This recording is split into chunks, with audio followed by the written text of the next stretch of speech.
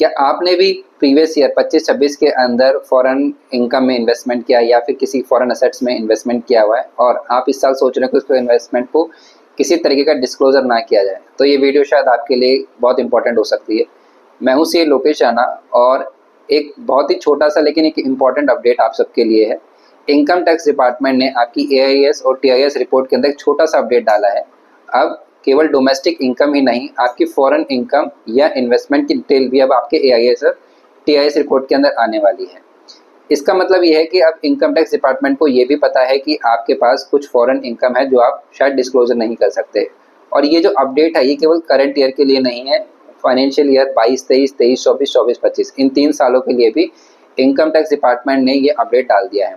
तो जिन लोगों ने भी अपनी कोई फॉरेन असेट्स थी और उसको रिपोर्ट नहीं किया, तो this is a good chance कि आप अपनी इनकम टैक्स रिटर्न को रिवाइज करें और उसके ऊपर अगर कोई टैक्स आता है तो उसका आप प्रॉपर्ली टैक्स पे करें।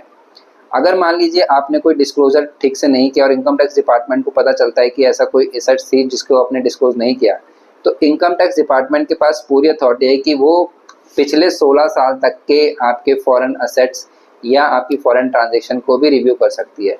सो इस तरीके की इम्पोर्टेंट इन्फॉर्मेशन वीडियो के लिए आप हमको लाइक करें, कनेक्ट करें और सब्सक्राइब करें।